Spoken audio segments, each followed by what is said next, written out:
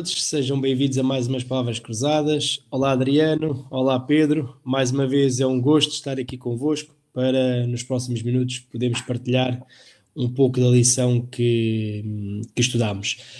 Antes de vos passar a palavra, como é praxe, vou ler o versuário e depois vou-vos pedir um comentário sobre a lição, sobre aquilo que vocês acham que estudaram ao longo da semana, os pontos mais importantes. Então, o versuário encontra-se em 1 de João 4,20 e diz o seguinte: se alguém diz eu amo a Deus e aborrece o seu irmão, é mentiroso. Pois quem não ama o seu irmão, ao qual viu, como pode amar a Deus a quem não viu? É interessante que nós vamos abordar aqui dois mandamentos, digamos assim. Vamos falar sobre amor e justiça. E este versuário, se nós fôssemos um animal, se calhar poderíamos escolher a avestruz, que é quando tem medo ou quando tem vergonha, coloca a cabeça debaixo da terra, não é? Porque este texto é muito poderoso. Logo na primeira parte, quando diz que se aborrece o seu irmão, é mentiroso. E nós vamos ver ao longo da lição que o amor e a justiça vão andar de mãos dadas. E eu queria começar aqui pelo Adriano para perguntar, Adriano, o que é que tu achaste da lição e deste versuário e mais propriamente entre a relação que há entre amor e justiça? Olá a todos, obrigado Bruno mais uma vez por estarmos aqui juntos, não é, para explanarmos uma lição tão abençoada e poderosa como esta. Acredito eu, Bruno, que aqui chegou no ápice praticamente, não é, quando nós falamos da justiça de Deus, e aqui a gente vai tirar o maior aprendizado para toda a nossa vida. Quando justamente, como tu disseste já sobre o verso áureo, aqui a gente vê que se como cristão nós não vivemos essa essência na nossa própria vida, não é? E tentarmos muitas das vezes esconder isto que o cristão deve demonstrar, que vem de dentro, eu acho que nós não estaremos praticando, não é? Aquilo que Deus pediu para nós, aquilo que Cristo Jesus ortogou a nós, não é? E acredito aqui que, tal como vimos, o amor e a justiça, aprendemos durante todo esse trimestre, não é? Eles andam juntos, são dependentes um do outro, não é? Eles são inseparáveis. Deus ama a justiça, assim sendo, se nós amamos Deus, também amaremos a justiça. Então, isso é uma boa prática que nós colocamos diariamente na nossa vida, Bruno. E o autor enfatizou muito isso durante todo o trimestre, não é?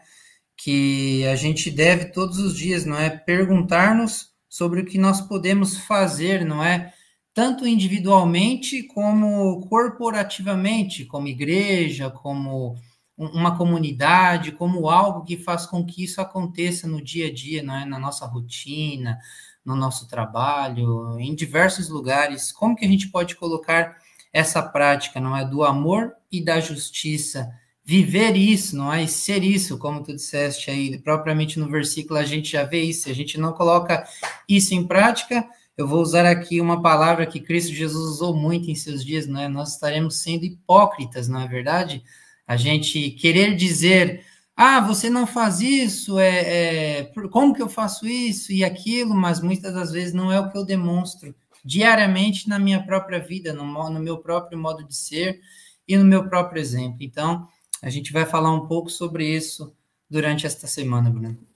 E aproveitando aquilo que estavas a dizer, eu queria avançar aqui para o Pedro, para que me explicasses como é que é possível, ou se achas que estes são os dois maiores mandamentos. E porquê é que se diz que estes são os dois maiores mandamentos e onde é que isto começou como dois maiores mandamentos?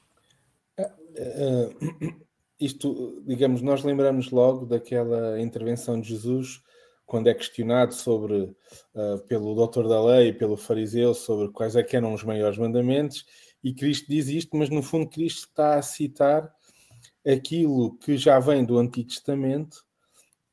E se nós formos diretamente aos 10 mandamentos, à lei de Deus, nós percebemos que os primeiros 4 estão relacionados com o amor a Deus e os últimos 6 estão relacionados com o amor ao próximo. E, portanto, ainda pegando um bocadinho com aquilo que o Adriano disse, nós podemos muitas vezes dizer que somos cristãos, mas depois, na maneira como nós nos relacionamos com os outros, não demonstrarmos isso, estamos a ser mentirosos, estamos a ser hipócritas, não é? Porque eu posso dizer que, e até posso ter comportamentos que me identifiquem como cristão. Ir à igreja, fazer assim, fazer assado, fazer o outro, mas depois no dia a dia, nos pequenos pormenores, eu não sou capaz de me relacionar de uma maneira cristã com o outro, de amar o outro, eu estou no fundo a ser mentiroso, porque não estou, digamos, a demonstrar. Em mim não existe um verdadeiro amor de Deus, não consegue controlar os meus comportamentos, digamos assim, as minhas emoções, para eu fazer transbordar esse amor no relacionamento com os outros. E daí, digamos que desta junção do amor de Deus vêm estes dois grandes mandamentos. Amar Deus, o primeiro grande mandamento, como Jesus disse, é amar o Senhor teu Deus de todo o teu coração, de toda a alma e de todo o teu entendimento, portanto não sobra nada, não é? As emoções, do raciocínio, do conhecimento, etc., ocupa a totalidade, e amares o outro como a ti mesmo. Isto parece uma frase simples, e é um bom resumo da lei de Deus, sem dúvida nenhuma, mas Jesus vai um bocadinho mais à frente quando diz que toda a lei e os profetas dependem destes dois mandamentos. Portanto, tudo o que está escrito, digamos assim, tudo o que representa o caráter de Deus, a sua lei, está dependente deste amor que não é só numa vertente vertical entre nós e Deus, mas acima de tudo numa vertente horizontal entre nós e os outros. É impossível nós amarmos Deus e depois sermos maus para aqueles que estão à nossa volta, não é? Ou contribuirmos para a injustiça, embora não sejamos perfeitos e isso possa acontecer, não é? Sim, mas é como tu dizes, é um contrassenso e é aquilo que o versículo quer realçar. Se nós estamos a dizer que amamos e que gostamos, é um contrassenso depois nós maltratarmos ou nós não respeitarmos. Independentemente de nós errarmos ou não, como tu dizes, e bem, porque isso vai acontecer com as nossas mulheres, com os nossos filhos, com os nossos familiares, amigos, mas eu dizer que gosto ou eu dizer que amo e depois constantemente não demonstrar é porque sou hipócrita. E é mais fácil para nós, como seres humanos, gostarmos, falarmos e estarmos com alguém que nós conseguimos visualizar e estar constantemente do que com alguém que nunca vimos. Né? E avançando aqui um pouco e depois até passo aqui depois para o Adriano, esta parte em que Jesus manda aquele jovem vai e vende tudo o que tu tens. Jesus sabia perfeitamente que aquele era o grande amor dele, era o calcanhar daqueles, digamos assim.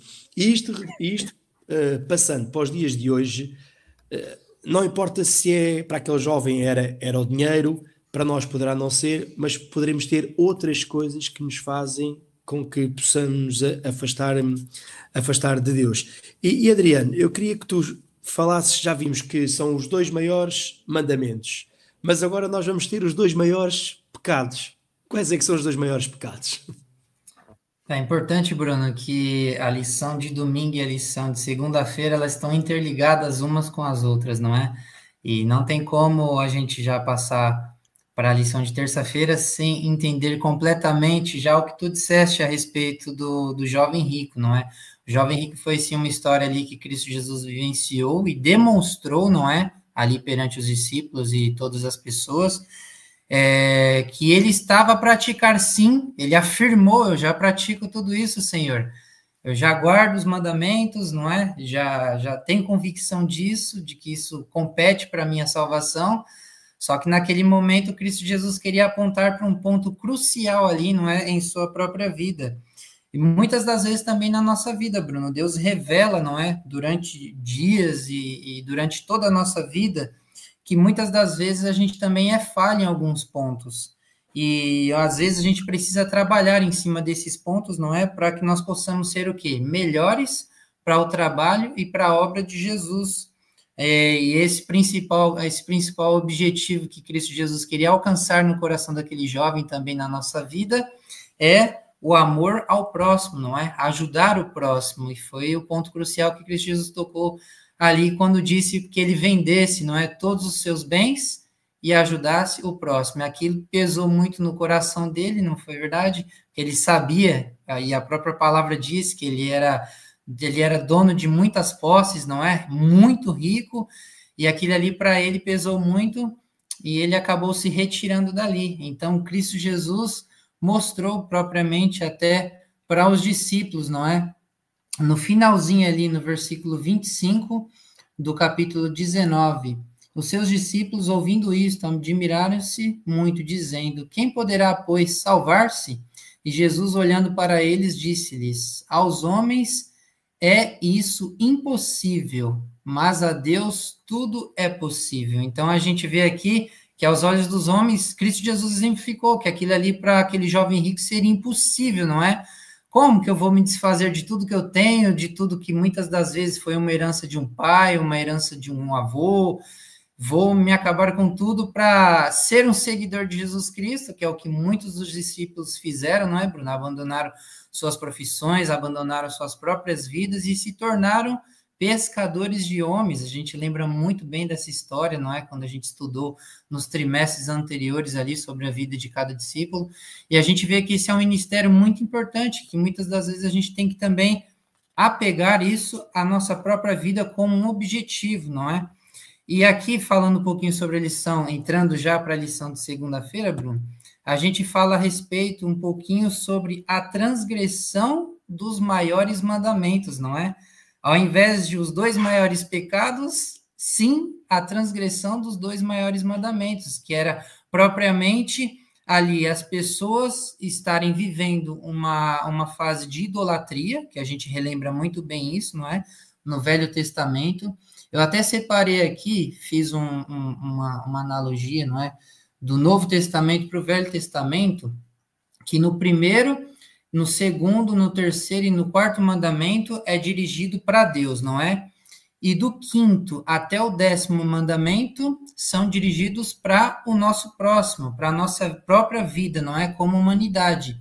E aqui, os 2 primeiros aqui que eu separei, que nós vamos falar aqui um pouco na lição de segunda-feira, é a respeito do terceiro mandamento, do primeiro mandamento, que está no versículo 3, lá de Êxodo, capítulo 20, não terás outros deuses diante de mim, e do segundo mandamento, no versículo 4, versículos 5 e 6, não farás para ti imagem de escultura, nem alguma semelhança do que há em cima nos céus, nem embaixo na terra, nem nas águas debaixo da terra. E a gente sabe, né, Bruno, que durante toda a história, os cineastas, os diretores de filme, e também propriamente na vida de muitas outras pessoas, em muitas outras denominações e religiões, as pessoas muitas das vezes são pegas neste ponto, não é? Da idolatria, que hoje que é algo muito forte perante a humanidade, e que as pessoas às vezes nem se apercebem, não é? Pelo mal que estão cometendo, não é? E está cometendo um desses maiores pecados, e Cristo abomina muito isso, não é? Que é dito lá em Salmo, capítulo 135, no versículo 13. O teu nome, ó Senhor, dura perpetuamente, e a tua memória, ó Senhor, de geração em geração, pois o Senhor julgará o seu povo e se arrependerá com respeito aos seus servos. Os ídolos dos gentios são prata e ouro, obra das mãos dos homens. Tem boca, mas não falam, tem olhos e não veem, tem ouvidos, mas não ouvem, nem há respiro algum nas suas bocas. A gente lembra aqui que, acho que foi em umas 2 ou 3 lições anteriores, a gente lembra ali, não é, do profeta Elias perante aos profetas de Baal, e ele pediu para que eles clamassem, não é, Bruno? Chamem o seu Deus, clamem a ele, será que ele está dormindo? Será que ele ainda não despertou? A gente lembra bem deste episódio ali, não é, que eles clamaram, até se açoitaram ali, não foi? Fizeram sacrifícios e tudo que foi possível, e o Deus deles não respondeu ali, ficou claro, não é? Que o Deus único, verdadeiro, o Deus de Israel, é somente o Deus pelo qual nós acreditamos e servimos e adoramos todos os dias, Bruno. Então, isso fica claro. E a outra coisa aqui também, o outro maior pecado, não é, que Deus também abomina, o autor vem trazendo aqui, é os maus tratos infligidos ao seu povo. Então, é propriamente a continuação dos outros mandamentos, lembrando lá de Êxodo, no capítulo 20, não é?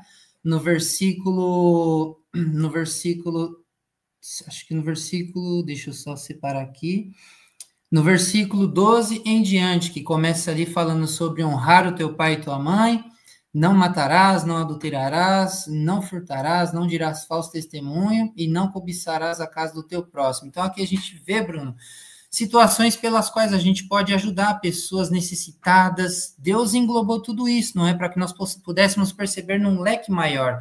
Não apenas isso, como o jovem rico disse ali, eu já faço tudo isso. Eu não mato, eu não pratico, não me envolvo com prostituição, eu não digo falsos testemunhos, não é? Só que Cristo Jesus tocou num ponto principal ali que ainda faltava em seu coração, que era o amor ao próximo. E isso foi o que Cristo Jesus quis exemplificar para nós, Bruno. Então, aqui a gente vê em Zacarias capítulo 7 também, no versículo 9 a 12, diz assim: assim falou o Senhor dos Exércitos, dizendo: executai juízo verdadeiro, mostrai piedade e misericórdia, cada um para com seu irmão, e não oprimais a viúva, nem o órfão, nem o irmão, nem o estrangeiro, nem o pobre, nem intente cada um em seu coração o mal contra o seu irmão. Então, olha aqui os finais aqui que eu acabei de ler do versículo 10, né, Bruno? Que a gente não pode desejar o mal ao nosso próximo, se pudermos ainda assim, não é? Muitas das vezes, até pelos nossos próprios inimigos, que a palavra fala, não é? Que nós devemos orar pelos nossos inimigos, não é? Essa é a vitória, essa é a fé que nós devemos ter, a certeza de não desejar, se pudermos de alguma maneira ajudar, estender a mão ao nosso próximo. Essa é a maneira pela qual Cristo pede para que nós façamos hoje, agora em nossos dias, não é? Hoje nós podemos estar amando mais a qualquer outra coisa do que propriamente a Deus. Esse também é um cuidado que nós devemos ter, né, Bruno? Às vezes a gente coloca aí um carro, uma casa, uma profissão, um jogador de futebol, até mesmo uma equipa de futebol, não é? Que é maior que um jogador, e muitas outras coisas que as pessoas muitas das vezes acabam idolatrando, não é? E muitas das vezes não dão valor para pessoas que estão ao seu lado, não é? Pessoas que são a nossa imagem e semelhança, a imagem e semelhança de Deus, aquilo que há de mais valioso e importante para Deus aqui nesta terra.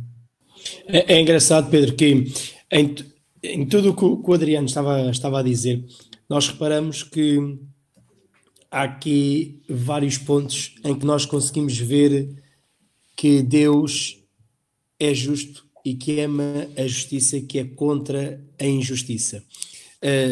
Já falei contigo várias vezes sobre este tema, ou melhor, já debatemos várias vezes sobre este tema, se é possível um Deus de amor ser justo, porque temos sempre aquela ideia de que a justiça pode não ter amor, e que devemos um Deus que seja rude, mau, que queira castigar quem não cumpre. Mas a lição vai-nos falar, e eu queria que abordasse aqui um bocadinho este tema, a lição vai-nos falar sobre realmente que Deus ama a justiça. Não é que Deus é justo, que nós sabemos que Deus é justo.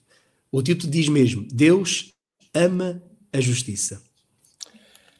Digamos que Deus indigna-se quando alguém faz mal a um dos seus filhos. E repara, ainda bem que diz isso, porque Deus não é indiferente. Não.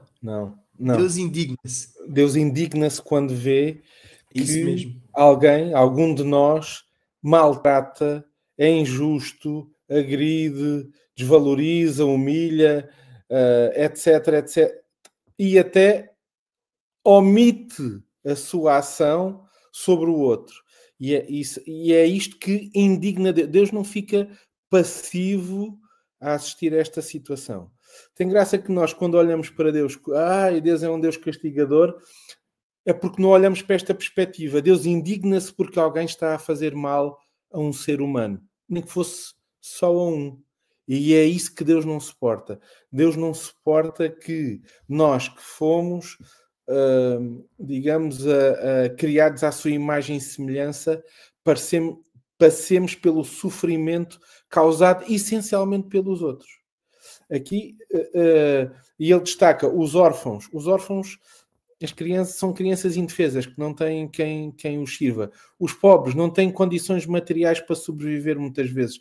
Os aflitos, os necessitados, os miseráveis, os infelizes. E aqui, um infeliz pode ser uma pessoa com muito dinheiro, apenas não sente amor na sua vida, não sente de certa forma valorizado, ou não sente correspondido nos seus relacionamentos.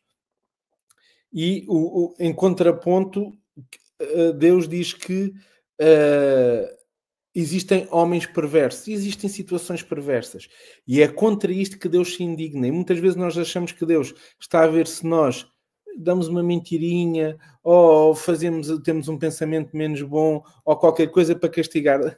Não. Deus quer é perceber como é que nós tratamos connosco mesmo, é verdade, mas com os outros.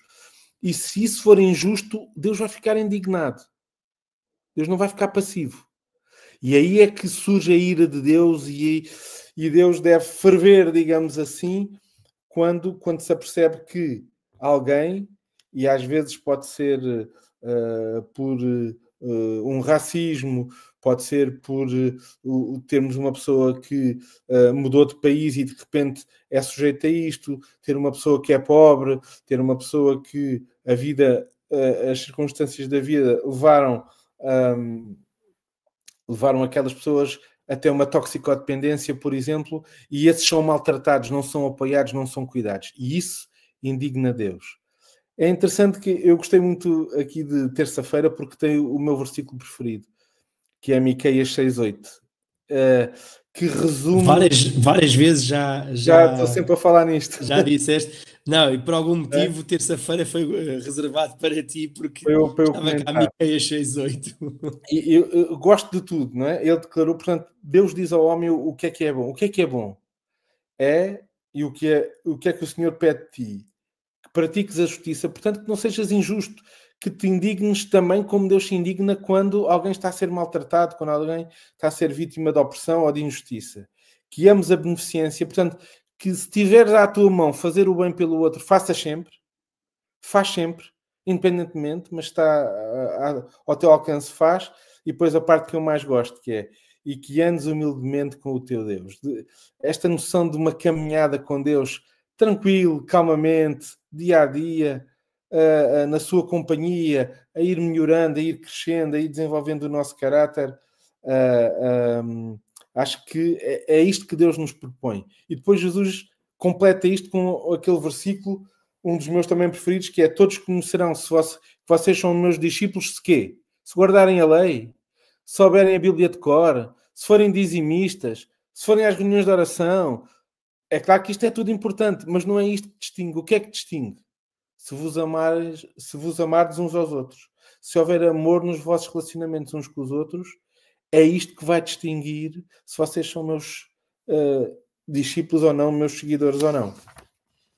E ainda bem que tocas nesse aspecto, e nós temos aqui 5, 6 minutos para falarmos sobre aqui 2 temas muito importantes. E avançando já aqui para a parte do estabelecermos a justiça, tu estavas a falar aí bem dessa parte dos dízimos, da parte daquilo que nós achamos que é o mais importante, e depois esquecemos aquilo que realmente é mais importante. Adriano, falando aqui um bocadinho sobre a lição de quarta-feira, somos chamados para estabelecer a justiça. Existem aqui frases duras e existem frases que, se fossem lidas assim, fora de contexto, se calhar não iriam fazer tanto sentido, mas é importante nós percebermos um pouco o que é que Jesus quer dizer, ou neste caso, o que é que a lição quer realçar com esta parte de sermos chamados para estabelecer a justiça nestas circunstâncias. O que é que tens a dizer sobre a lição de quarta-feira? Liga só o microfone. Todas as vezes eu acabo me esquecendo, peço desculpa. Eu estava a dizer aqui, Bruno, essa lição de quarta-feira, as palavras de Jesus Cristo ali perante os escribas e fariseus, não é?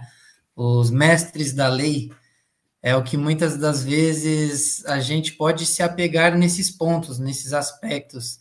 E foram palavras muito duras ali, ditas a eles, não é? Que está lá em Mateus capítulo 23, versículo 23. Ai de vós, escribas e fariseus, hipócritas, pois que dizimais a hortelã, o endro e o cominho, e desprezais o mais importante da lei, o juízo, a misericórdia e a fé. Deveis, porém, fazer estas coisas e não omitir aquelas. Aqui a gente vê, Bruno, que eles conheciam sim das leis, eles conheciam de tudo que deveria ser praticado, mas eu achei interessante aqui que Cristo Jesus disse logo à frente no versículo 24, condutores cegos, que coais um mosquito e engolis um camelo. Ai de vós, escribas e fariseus hipócritas. Então, Cristo Jesus sempre ali, não é? Tocando ali nesses pontos, né, propriamente na ferida que muitas das vezes eles carregavam e não se deixavam ser curados por isso, não é? Às vezes a gente acha, porque eu estou bem, não aparento ter nada, então na minha vida está tudo bem, mas às vezes a pessoa pode não estar aparentemente, vamos dizer, com mau aspecto, mas por dentro está todo corroído, não é? Está tudo destruído, já não há mais nada ali que se preste, que se aproveite. Então, a gente vê aqui que muitas das vezes a gente também pode se apegar nesses pontos, como foi dito aqui.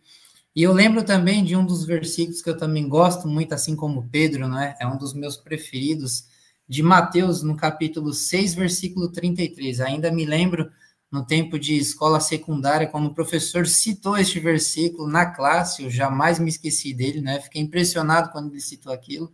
Mateus 6,33, que diz assim, ó, mas buscai, pois, primeiro o reino de Deus e a sua justiça, e todas estas coisas vos serão acrescentadas. Então, um ponto principal que eu apeguei para a minha vida própria, acho que a gente deve colocar em prática, Bruno, é esse ponto quando Cristo fala sobre a sua justiça, da gente aprender a colocar a justiça de Deus, que foi propriamente a palavra que ele disse, não é? De nós praticarmos a misericórdia e de nós estabelecermos o reino de Deus aqui na terra, de nós praticarmos essas boas obras diariamente para com o nosso próximo, de nós vivermos em comunhão, e muitas das vezes é o que Cristo Jesus queria apontar ali para os mestres da lei, para os escribas e os fariseus, não é?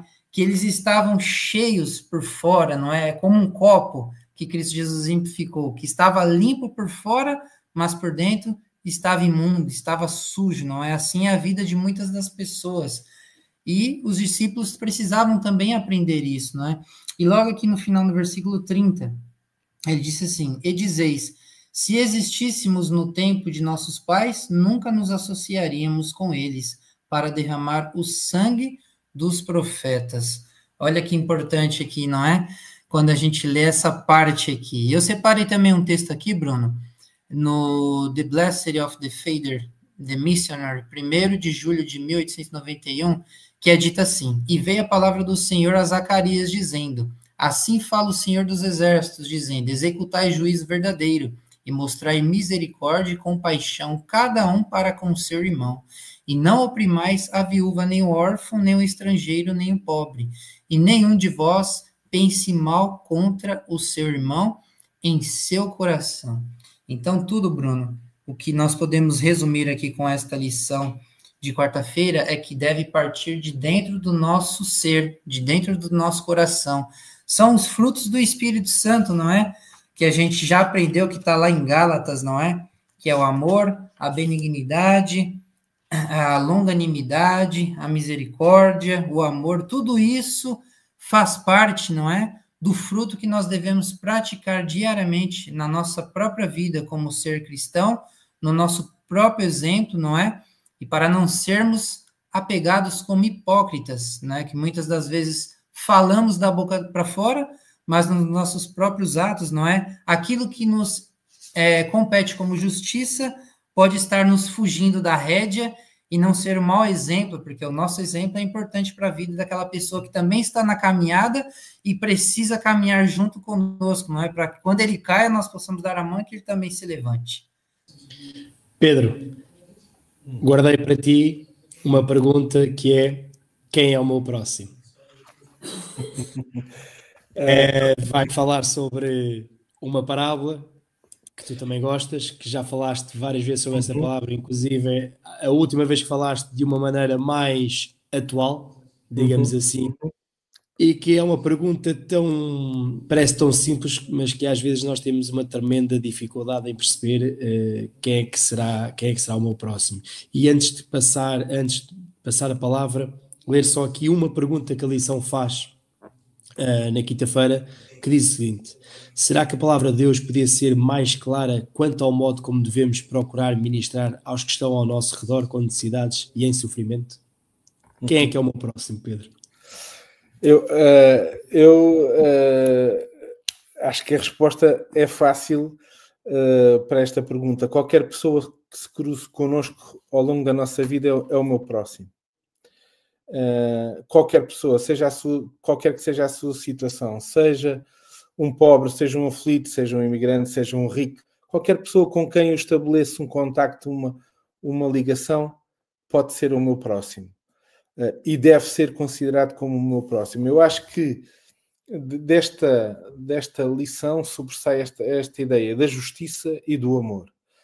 Da justiça, porque eu devo, assim como Deus, indignar-me quando existe opressão, quando existe sofrimento, quando existe injustiça sobre alguém. Eu devo indignar-me assim como Deus se indigna e intervir assim como Deus quer que nós intervamos. Possamos intervir na vida das pessoas. Eu acho que isto implica, e muitas vezes nós esquecemos disto, que nós tenhamos uma ação, uma intervenção cívica, uma intervenção política, algumas vezes, e uma intervenção social. Ok? E não nos devemos demitir de nenhum destes papéis que Deus nos pode ser chamado a desempenhar na intervenção, na luta contra a injustiça deste mundo. Isto por um lado. E isto só é possível quando o amor de Deus nos enche. E quando o amor de Deus nos preenche, então qualquer um que se cruzar comigo vai ser o meu próximo. Independentemente da cor da pele ou não, da cor política ou não, da nacionalidade ou não, etc, etc. Não vai fazer diferença. Porque nós vamos olhar para ele como alguém que Deus criou. Vamos olhar para ele como alguém por quem Deus também morreu. Vamos olhar para ele como alguém que Deus também quer salvar. E que tem o mesmo valor que eu tenho para Deus. Que eu tenho. E que, por circunstâncias da vida, não sou eu que estou naquela posição e é ele. Não é? Isso mesmo. E isso, olharmos para aqueles que estão à nossa volta com esta perspectiva de que Deus morreu por este ser humano, por este homem, por esta mulher, por esta criança, etc., por este idoso. Deus também morreu por ele. Como é que eu posso ajudar? Como é que eu posso cuidar dele? Como é que eu posso participar da indignação de Deus na injustiça e tornar a vida desta pessoa um pouco melhor, assim como Deus tornou a minha vida muito melhor com a sua presença? Acho que haveríamos muito, muito mais para dizer. Só aqui uma ideia. Quando nós nos tornamos os opressores, os injustos, quando nós temos uma atitude errada para o outro, quem é que está junto do outro a defendê-lo? Exatamente.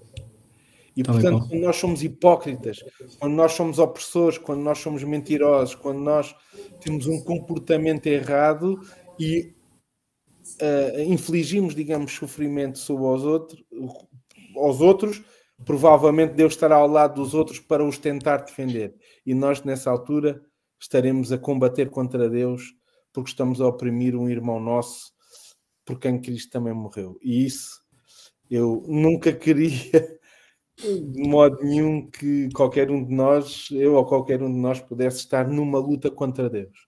Nunca. Lutar, sim, ao lado de Deus pela justiça e pelo amor, mas nunca estar do outro lado sendo alguém que pratica injustiça e que oprime um dos nossos irmãos, um dos nossos concidadãos, por quem Jesus também morreu para que possa ter a vida eterna.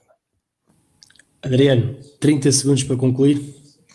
Eu tenho uma frase aqui para compartilhar também, de Jobs, né, que ele resume: uma falha em amar os outros significa que uma pessoa não conseguiu ver o Deus que é revelado em Jesus Cristo e, portanto, é incapaz de amar Deus de forma alguma. Então, a gente vê que é claro isso, né? Se a gente não colocar essa boa prática, justamente as palavras que o Pedro falou, que já pode concluir para nós claramente, não é? Esse ser cristão.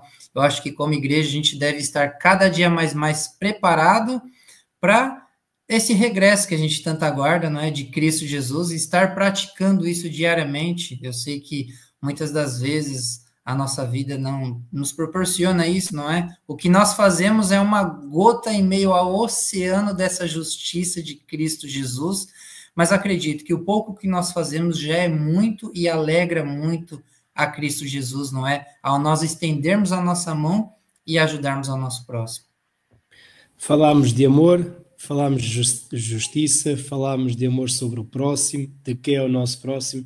Acho que é uma excelente maneira de nós concluirmos a lição desta semana, perceber que realmente não basta dizer, temos que praticar, amar quem está ao nosso lado, aqueles que nós chamamos de irmão, e amarmos ao nosso Deus, sempre de uma maneira justa e, acima de tudo, tentarmos ao máximo, enquanto andarmos aqui por esta terra, sermos um reflexo do caráter de Jesus e ajudar sempre quem está ao nosso lado, porque hoje somos nós que podemos ajudar e amanhã, quem sabe, seremos mesmo nós a sermos ajudados. Todos nós, os três que estamos aqui, já ajudámos e seguramente que já fomos ajudados em algum momento. Resta-me despedir, desejar mais uma vez que possam assistir às palavras cruzadas do nosso canal do YouTube. Adriano e Pedro, foi um gosto ter passado estes momentos convosco. Um abraço e até à próxima. Um abraço. Obrigado, um abraço a todos.